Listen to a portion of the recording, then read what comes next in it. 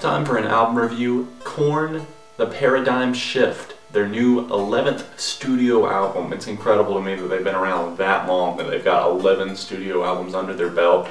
They went a little experimental with their last record in 2011, The Path of Totality, and if you saw my review on that, then you know that I wasn't like a huge fan of that. Some of the songs blended metal and dubstep kind of well, but at the same time it was just really awkward.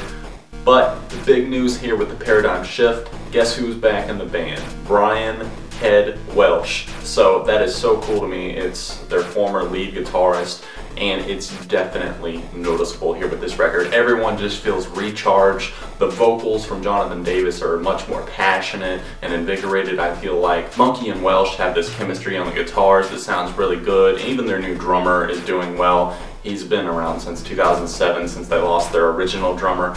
But it's just really cool to see them coming back together in the studio and making something like this. I saw in an interview that they just, their drummer was talking about how they got Welsh back in the studio with them and the chemistry immediately started flowing, and it definitely shows here on this record. I haven't really liked a Korn album since See You on the Other Side, honestly, and that was quite a long time ago. I think that was 2005 was the release date on that. And since then, I feel like their albums have just gotten more and more off the path, and they're experimenting and they don't exactly know what's going on. A lot of the songs seem forced and so forth. And honestly, when I first heard Never Never, the first single from this album, The Paradigm Shift, I wasn't excited at all. I was like, oh great, another Korn song that sounds very electronic, not so much on the rock or metal whatsoever. I was like, they're just going in the direction of The Path of Totality, just a little more tamed, I guess you could say. But let me say this right now, Never Never is a terrible representation of what this song is all about.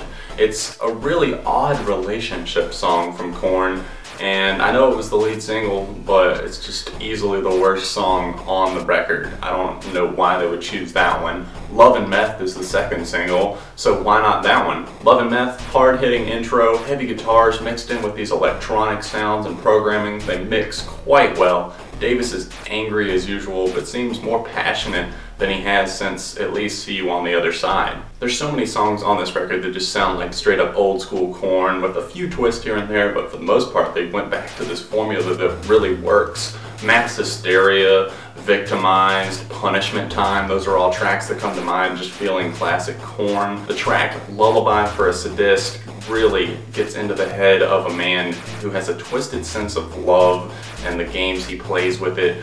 I really like the counting technique that Davis used here. 1, I love hurting you. 2, I love your pain, etc.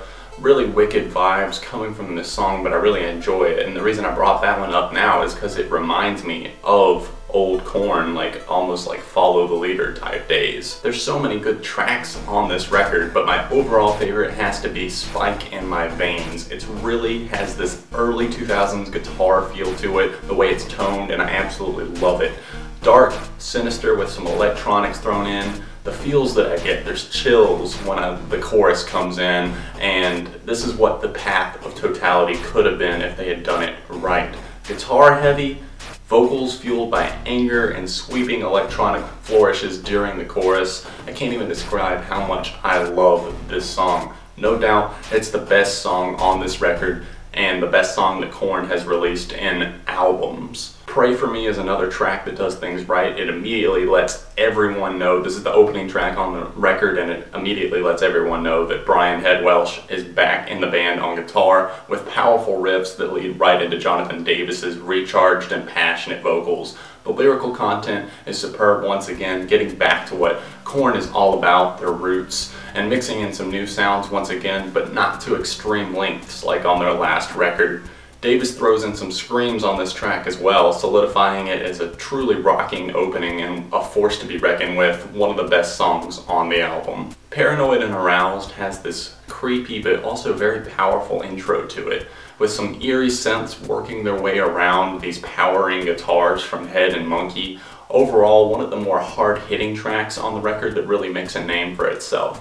What We Do is a track that immediately drew me in with its menacing guitar tones and another impressive vocal performance from Davis, something that's really cool to hear. Definitely reminds me of older work, almost giving those feels of Follow the Leader once again with those few modern twists here and there that really make for a really good and interesting listen. And then of course I have to talk about the closing track on this record, It's All Wrong. It's a heavy, heavy song that really relies on the essential Korn formula to close out this album right. Huge thumbs up to this song from me. I really enjoy the balance of old school and modern mixtures that create a formula for the perfect Korn song.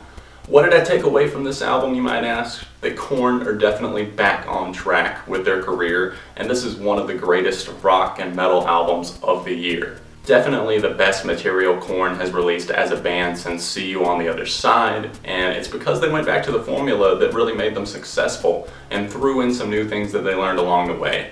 And of course, Welsh being back in the band probably helped a little bit too. I don't know, maybe that's just me. 4.5 out of 5 from me. It really surprised me here. The paradigm shift, I wasn't expecting really anything from it. I was just expecting to listen to it and I was like, okay, well, I got a few positive reviews from a few people, but I'm not really sure.